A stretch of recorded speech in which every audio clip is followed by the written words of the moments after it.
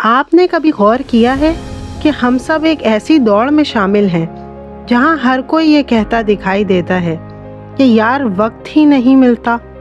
بچپن میں ہمیں لگتا تھا کہ دن بہت لمبے ہوتے ہیں، مگر جیسے جیسے ہم بڑے ہوتے گئے مہینے اور سال بالکل پلک جھپکتے ہی گزرتے گئے۔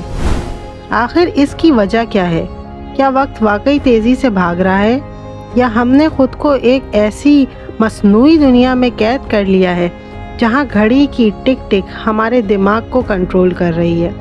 آج کی اس ویڈیو میں ہم وقت ٹائم کے ایک ایسے گہرے اور حیرت انگیز راز سے پردہ اٹھائیں گے جس نے بڑے بڑے فلاسفر اور سائنسدانوں کو بھی سوچنے پر مجبور کر دیا۔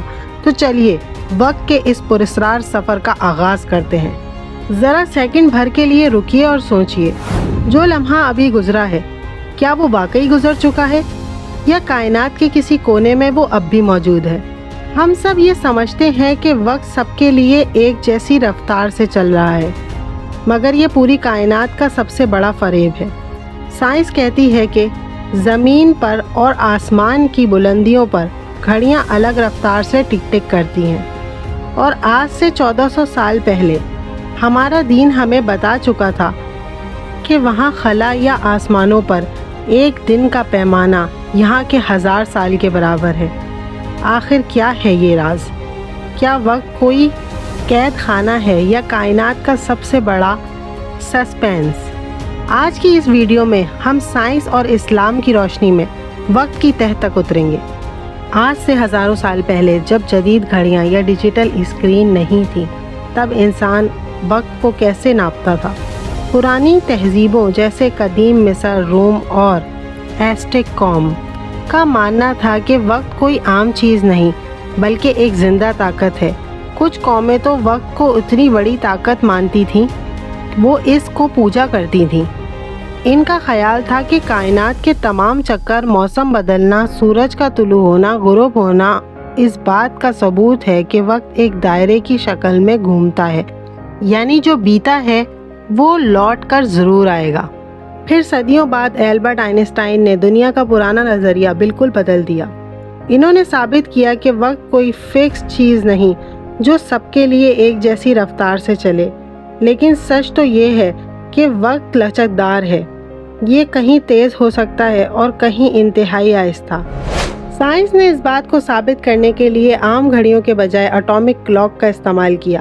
اس ریسرچ سے پتہ چلا کہ گریوٹی اور رفتار کی وجہ سے وقت ہر جگہ مختلف رفتار سے گزرتا ہے، یعنی خلا میں یا زمین پر اونچی گہرائیوں میں جگہوں میں وقت کا بہاؤ نیچے کے مقابلے میں ہلکا سا مختلف ہوتا ہے۔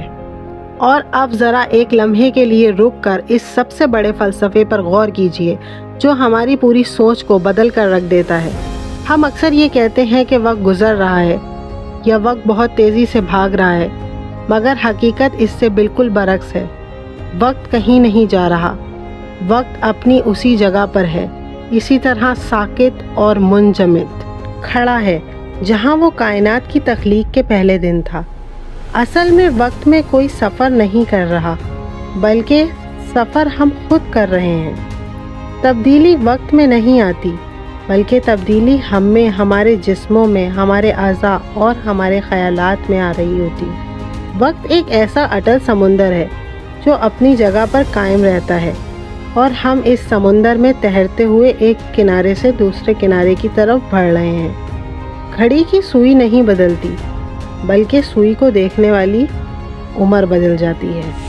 اگر ہم اپنے دین اور قرآن پاک کی روشنی میں دیکھیں تو وقت کے پیمانے حیرت انگیز طور پر کتنے گہرے ہیں۔ قرآن مجید میں وقت کے لیے مختلف الفاظ استعمال ہوئے ہیں، جیسے عصر اور حین۔ عربی میں عصر کا لغوی معنی ہے کسی چیز کو نچوڑ لینا یا تیزی سے گزر جانا۔ سورہ بقرہ اور دیگر مقامات پر ایسی کئی مثالیں ملتی ہیں جہاں وقت کے سست اور تیز ہونے کا اشارہ ملتا ہے، جیسے قیامت کے دن ایک دن انسانوں کے لیے 1000 سال کے برابر ہوگا، جو اس بات کا واضح ثبوت ہے کہ وقت کا گزرنا مشاہدے اور مقام پر منحصر ہے۔ تو پھر سوال یہ پیدا ہوتا ہے کہ اگر ہم وقت کو اپنی آنکھوں سے دیکھ سکتے ہیں تو یہ ہمیں کیسا دکھائی دیتا ہے؟ کیا یہ ایک سیدھی اسٹریٹ لائن کی طرح ہے جو بس آگے ہی بڑھتی جاتی ہے، یا پھر ایک ایسا دائرہ؟ حقیقت یہ ہے کہ وقت نہ تو ایک سیدھی لکیر ہے اور نہ ہی گول دائرہ، بالکل ویسے ہی جیسے سمندر کی سی شیل کا اندرونی حصہ ہوتا ہے یا قدرت میں اٹھنے والے طوفان ہوتے ہیں۔ جب ہم کوئی سبق سیکھتے ہیں یا زندگی میں آگے بڑھتے ہیں تو ہم پچھلے مرحلے سے اوپر اٹھ کر ایک نئے دائرے میں داخل ہو جاتے ہیں، بالکل اسپائرل کی طرح۔ آج کا انسان ڈپریشن، مایوسی اور ذہنی تھکن کا شکار کیوں ہے؟ اس کی سب سے بڑی وجہ یہ ہے کہ ہم قدرتی وقت، نیچرل ٹائم کو چھوڑ کر خود کو 24 گھنٹوں کی ایک مصنوعی آرٹیفیشل قید میں جکڑ چکے ہیں۔ پرانے زمانے کا انسان سورج کے ساتھ جاگتا اور چاند کے ساتھ سوتا تھا۔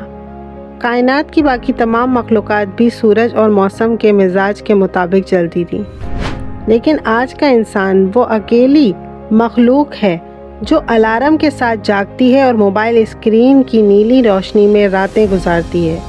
جب ہم قدرتی وقت کے تال میل سے کٹ جاتے ہیں تو ہمارے اندر کا نظام بگڑ جاتا ہے اور وقت ہم سے بھاگتا ہوا محسوس ہونے لگتا ہے۔ اگر آپ اس ذہنی تناؤ کو اور بے چینی کو نکالنا چاہتے ہیں تو آپ کو دوبارہ قدرتی وقت کے ساتھ جڑنا ہوگا۔ اس کے لیے یہ 3 طریقے بہت کارآمد ہیں۔ صبح کی روشنی سے جڑیں۔ جاگنے کے فوراً بعد موبائل اٹھانے کے بجائے سورج کی پہلی کرنیں اور کھلی ہوا میں کچھ وقت گزاریں۔ اپنے کاموں کو دن تک محدود کریں۔ اپنے کاموں کو رات کی گہرائیوں میں غیر ضروری کھینچنے کے بجائے دن کے وقت زیادہ سے زیادہ پیداواری، پروڈکٹیوٹی بنائیں۔ گھڑی کی غلامی سے باہر نکلیں۔ ہر وقت گھڑی کو دیکھ کر گھبرانے کے بجائے لمحہ موجود میں جینا سیکھیں اور فضول اسکرولنگ سے گریز کریں۔ سائنس آج 20ویں اور 21ویں صدی میں جا کر اس نتیجے پر پہنچی ہے کہ کائنات کے مختلف حصوں پہ وقت کی رفتار مختلف ہے، مگر ذرا قرآن پاک کی اس آیت پر غور کیجئے جو صدیوں پہلے نازل ہوئی۔ وہ آسمان سے زمین تک ہر امر کی تدبیر کرتا ہے، پھر وہ امر اس کی طرف ایسے دن چڑھاتا ہے جس کی مقدار تمہاری گنتی کے مطابق 1000 سال ہوتی ہے۔ سورہ معراج۔ ذرا سوچئے، آج کا سائنسدان جب یہ کہتا ہے کہ بلندیوں پر جا کر وقت کا پیمانہ بدل جاتا ہے تو انسان دنگ رہ جاتا ہے کہ قرآن پاک نے یہ حقیقت آج سے 1400 سال پہلے کتنے واضح انداز میں بیان کر دی تھی۔ اس کائنات میں ایسے کئی واقعات بھی ملتے ہیں جو عام طبعی قوانین سے بالاتر تھے۔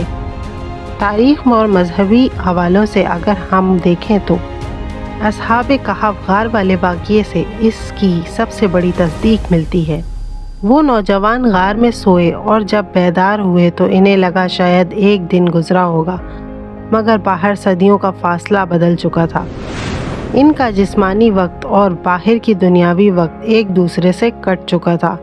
اسی طرح حضرت موسیٰ علیہ السلام کا حضرت خضر کے ساتھ وہ سفر، جہاں وہ عام زندگی سیکنڈز اور دنوں کے پیمانے میں بدل جاتی ہے، یہ اس بات کا ثبوت ہے کہ یہ وہ وقت ہے جو گھڑی ٹک ٹک کا نام نہیں بلکہ یہ خدا کے ہاتھ میں ہے، ایک لچکدار ڈور کی طرح۔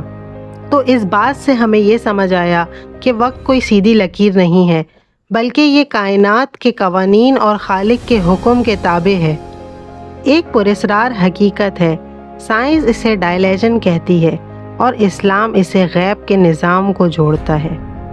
مگر ہمارے لیے سب سے بڑا سبق یہ ہے کہ سائنس یا مذہبی بحث سے ہٹ کر ہماری اپنی زندگی کا جو وقت تیزی سے ریت کی طرح پھسل رہا ہے، ہم اسے کہاں کھپا رہے ہیں؟ جوانی، صحت اور فرصت کے یہ لمحات دوبارہ لوٹ کر نہیں آئیں گے۔